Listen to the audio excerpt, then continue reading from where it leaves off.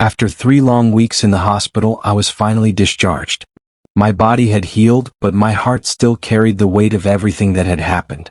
The scars on my hands were a constant reminder of the night Nathan lost control. The night I almost lost him and myself. I didn't go back home.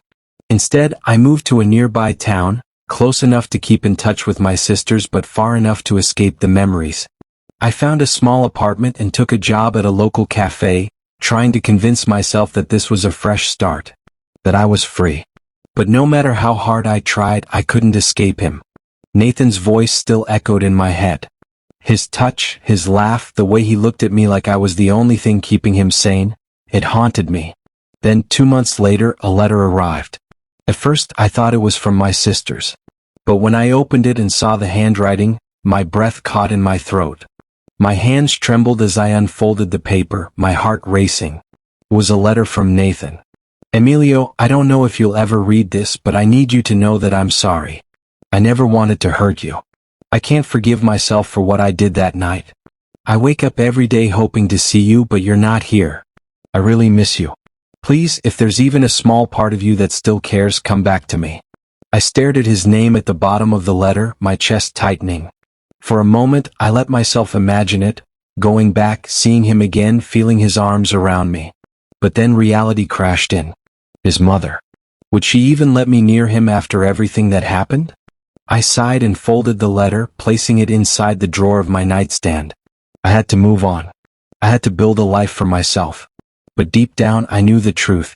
This wasn't the end. Nathan was still there waiting for me. And no matter how much I tried to run, fate had a way of pulling us back together. I just didn't know when. The cafe was busy as usual. The scent of freshly brewed coffee filled the air as I wiped down the counter, lost in thought. It had been a restless night. No matter how hard I tried, I couldn't stop thinking about Nathan's letter. His words played over and over in my mind, making it impossible to focus. I stepped out to take out his trash, then suddenly 2 huge men walked close to me. Come with us, one of them said firmly. Before I could react, they grabbed my arms. What's going on? I struggled, but their grip was too strong. The customers in the cafe watched, confused, but no one dared to intervene. My heart pounded as they dragged me outside and shoved me into the backseat of a black car. The doors locked instantly. I was trapped. The car sped off and I sat there in silence, my mind racing with questions. Who sent these men? Was it Nathan's mother? After what felt like forever, the car finally stopped in front of a massive, luxurious house. It was even bigger than Nathan's old mansion.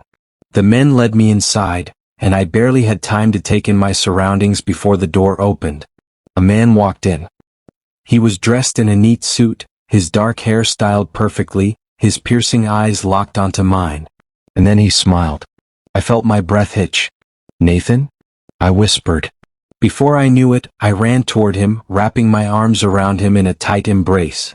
I didn't care what had happened in the past or how much time had passed. Nathan hugged me back just as tightly. I haven't been fine, Emilio, he murmured. Not since you left me. I pulled back slightly, looking into his eyes. I'm sorry, I said softly. After that night, after what happened, I thought it was best to stay away. Nathan's expression darkened for a moment. I understand, he said quietly. I know you don't want to have anything to do with me anymore.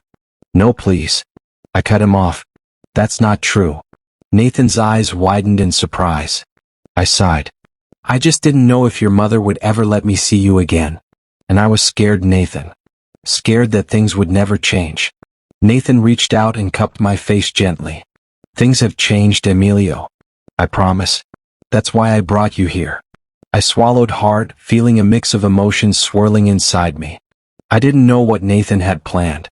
I didn't know if this was the right decision. But one thing was clear. I never stopped loving him. And maybe this was our second chance.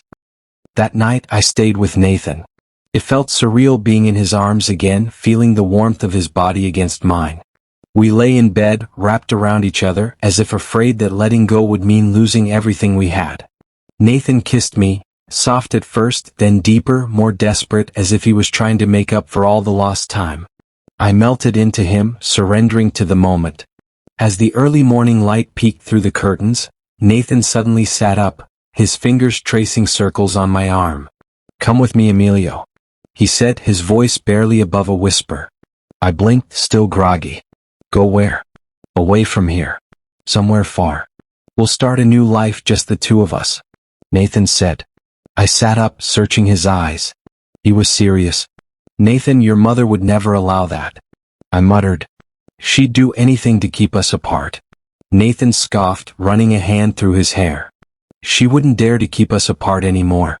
I hesitated, my heart pounding. "And what about the girl? The one she said was pregnant with your child?" Nathan exhaled sharply, his jaw tightening. "She wanted an heir, and now she has one. She doesn't care about me, Emilio. My mom never did." I swallowed the lump in my throat. I wasn't happy about any of this. The thought of Nathan having a child with someone else stung, but deep down I knew that didn't change how I felt about him. I would do anything to be with him. "I'll go with you." Nathan's face lit up with a relieved smile. He pulled me into a tight embrace, kissing the top of my head. "I love you, Emilio." "I love you too," I replied, smiling at him. I left Nathan's place that afternoon, feeling hopeful for the first time in a long while. But the moment I stepped into my house, that hope was shattered. My home was a complete disaster. Everything in my home was turned upside down. Clothes thrown everywhere, papers shredded to pieces. Someone had ransacked everything within the last 24 hours. I didn't need to guess who it was. My stomach twisted in anger as I spotted a letter lying on the floor. I picked it up and read the words, my hands shaking with fury. "Stay away from my son. Nathan is going to be a father and will soon marry his fiancée. If you know what's best for you, leave him alone." It was from Nathan's mother. I clenched my jaw, my fingers crumpling the letter. My entire body burned with rage as I tore it into shreds and threw it to the ground. She thought she could scare me away? She thought I would give up on Nathan? She was wrong. I had already made my decision, and I wasn't going to let her win. The next morning I went to work, getting ready to take orders for the day. The bell above the cafe door chimed, and as I looked up, my heart nearly stopped. It was Nathan's mother. She walked in, her heels clicking against the tile floor, her bodyguard trailing behind like a shadow.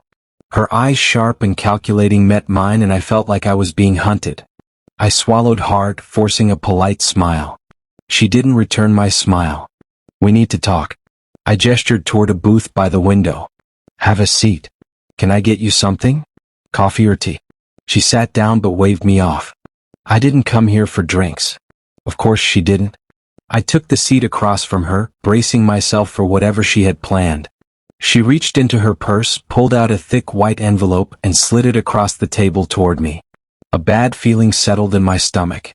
I didn't even need to open it to know what was inside. "I don't need it," I said, pushing the envelope back toward her. Her lips pressed into a thin line. "You haven't even looked at it." "I don't need to," I replied firmly. "I know what's inside already." She let out a small, humorless chuckle. "You're smarter than you look." I clenched my jaw, refusing to let her words get to me. "This is your chance, Emilio," she continued. "Take the money. Leave town. Forget about Nathan." I shook my head. "I don't want your money." Her expression hardened. "You think this is love, don't you?" She scoffed. "You're just a distraction. Someone Nathan clings to when he's weak. But you and I both know he's not normal. He's dangerous. You think you can handle him forever?" I stayed quiet, my fists clenching under the table.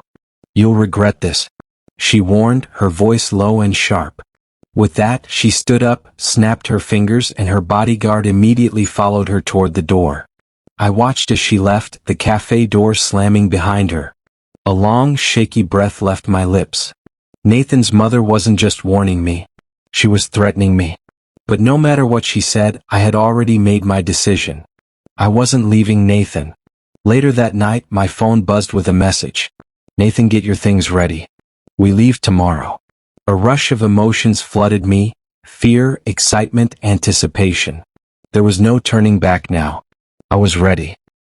I packed my bag in a hurry, my heart pounding with excitement and nervousness.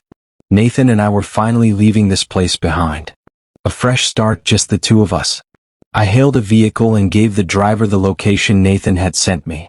My hands were clammy as I clutched my bag, staring out the window, watching the city blur past. I was finally going to see Nathan again. When the vehicle pulled up to the meeting point, I stepped out, my pulse quickening. It was an empty parking lot, dimly lit by flickering street lights. My eyes darted around, searching for Nathan.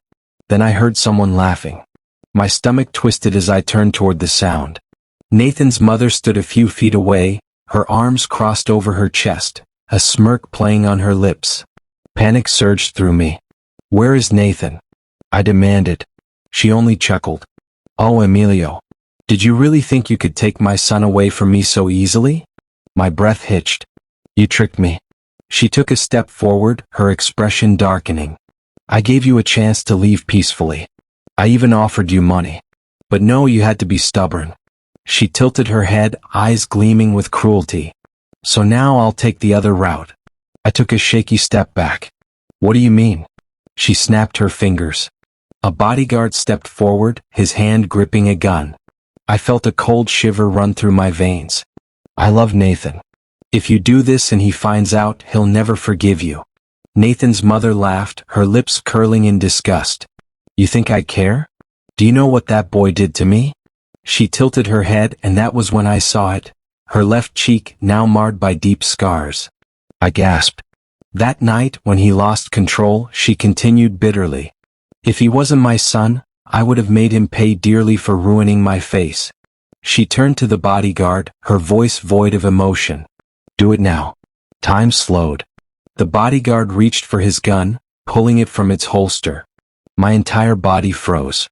But before he could pull the trigger, a gunshot echoed through the air. I flinched, squeezing my eyes shut. But I wasn't hit. I slowly turned. The bodyguard staggered back as he was shot on the arm. My breath hitched. And then I saw Nathan. Dressed in a sleek black suit, a gun still smoking in his hand. He looked like a shadow, cold, dangerous, and unforgiving. His mother's eyes widened in shock. "Nathan?" Nathan's jaw clenched as he took slow, deliberate steps toward her. "I should have known you'd do something this cruel." He spat, his voice dangerously low. "Nathan, I was only trying to protect you." She tried to speak, but her voice wavered. Nathan scoffed. "You were willing to kill the one person I care about." His mother's lips trembled. "You don't mean that." Nathan's gaze darkened. "Of course I mean every word I said." Tears welled in her eyes. "Nathan, I'm your mother." Nathan exhaled sharply, shaking his head. "And I'm ashamed to be your son." A strangled sob escaped her lips. I couldn't hold back any longer. I ran toward Nathan, throwing my arms around him. "I thought I wouldn't see you again," I whispered, gripping onto him as if he would disappear. Nathan hugged me back tightly, his voice raw. "If anything had happened to you, Emilio, I would have taken my own life." I gasped, pulling back to look into his eyes. "Don't say that." Nathan cupped my face, his fingers trembling. "You're my everything." I felt tears welling up in my eyes. Nathan and I didn't look back as we left the scene. His mother's broken sobs faded into the night, but I couldn't bring myself to feel pity for her, not after everything she had done. Nathan held my hand tightly as we walked toward the car he had parked a few blocks away. His grip was firm, almost desperate, like he was afraid I'd disappear if he let go. "We're leaving," he said, his voice low but resolute. I nodded. "Where will we go?" "Anywhere. Somewhere far away. As long as I have you, I don't care." That was all that mattered. We drove for hours, past towns and cities, until we found a quiet place where no one knew us. A fresh start. A chance to build something real without shadows from the past looming over us. Months passed and Nathan changed, drastically. His paleness faded, his violent outbursts lessened, and he looked healthier than I had ever seen him. Through endless research and speaking to specialists, I had finally found a way to help him. A rare genetic condition had been the cause of his instability, but with the right treatment he was getting better. For the first time in his life, Nathan was free. And so was I. One night we decided to celebrate. The world had been cruel to us for too long, we deserved to let loose. Dressed in our best, we drove to a nightclub in the heart of the city. The music was loud, the lights were wild, and for the first time in forever, we laughed without fear. Nathan pulled me to the dance floor, his hands resting firmly on my waist. "I love you," he whispered against my ear. I smiled, pressing my forehead to his. "I love you too," he smirked. "I knew it." I rolled my eyes, but my heart was pounding. "You're so full of yourself." He leaned in, brushing his lips against mine. "And you're full of me." I laughed, smacking his arm playfully before pulling him in for a deep kiss. The past didn't matter anymore. We had won. And this was just the beginning. The end. Please like and subscribe for more interesting BL stories. Thanks for watching.